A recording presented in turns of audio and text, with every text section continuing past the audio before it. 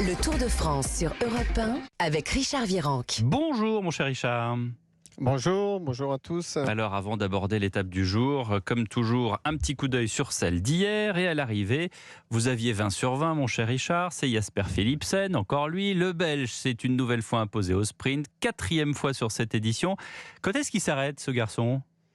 Il n'est pas prêt de s'arrêter, surtout avec, on va dire, la force de son équipe. Lui, il reste encore 2 arrivées au sprint pour les sprinteurs, vu que l'année passée, il avait aussi gagné la dernière sur les Champs-Élysées. Là, il est en confiance. Là, ça va être dur de l'arrêter, Philipsen. Voilà, mais c'est comme ça. Donc, il y a des années comme ça où les sprinteurs ralfent tout. Et ben, c'est le cas de Philipsen. Ça veut dire qu'il peut encore gagner évidemment beaucoup d'autres étapes. Et oui, il peut gagner encore peut-être 2 étapes, les 2 dernières. En tout cas, il reste encore 2 étapes pour les sprinteurs. Donc imaginez-vous, déjà 4 étapes, encore 2.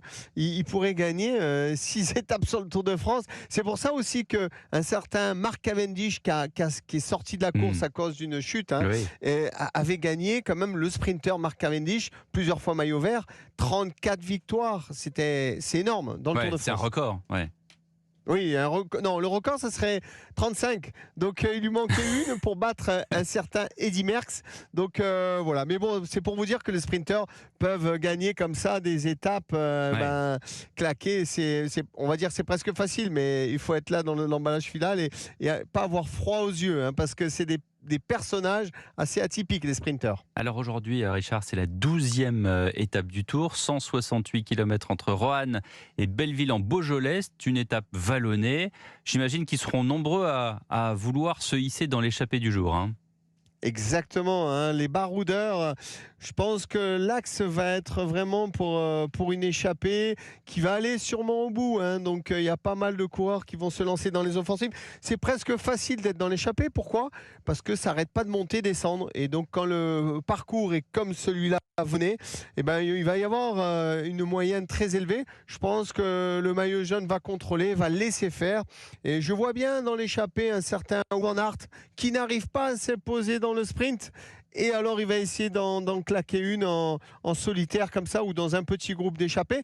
Il y a les Français aussi qui risquent de s'illustrer. En tout cas, on attend la 2e victoire française. Ça serait peut-être pour aujourd'hui. Alors là, on peut regarder d'ailleurs sur plusieurs supports, notamment sur europe1.fr, cette cartographie entre Roanne et Belleville en Beaujolais. À quel moment de la course on pourrait sentir le tempo s'accélérer en fait ?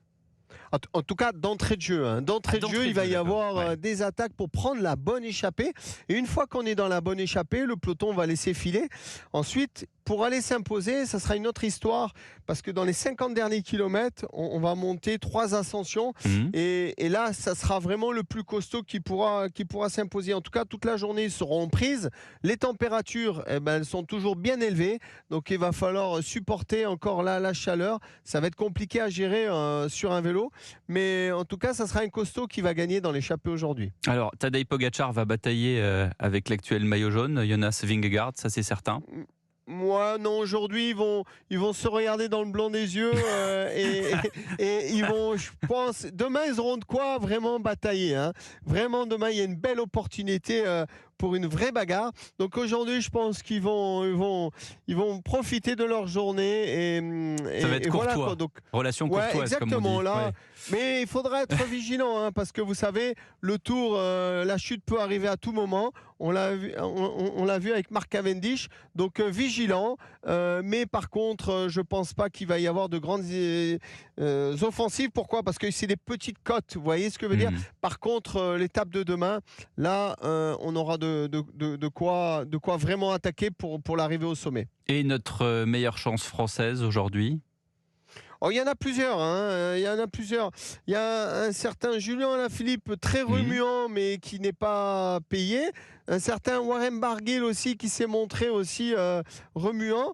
Et on espère, pourquoi pas un Thibaut Pinot dans son dernier tour, essayer d'aller chercher une victoire d'étape. Après, il y a des garçons comme David Gaudu qui sont pour le classement général, donc ils attendent. Peut-être c'est des étapes comme aujourd'hui où il faudrait qu'ils partent dans une échappée pour revenir dans le classement général, parce qu'aujourd'hui, le classement général, il est quasiment établi pour le podium, et nous, les Français, on est un peu décrochés. Donc, autant essayer d'aller chercher une victoire d'étape. Donc, voilà, comme un certain Romain Bardet aussi, on a quelques belles cartouches françaises, mais pouvoir faire péter le feu d'artifice, il faut quand même se donner l'initiative d'être devant, sinon ça marche pas. Merci beaucoup mon cher Richard Virenque, toujours un plaisir de parler vélo avec vous.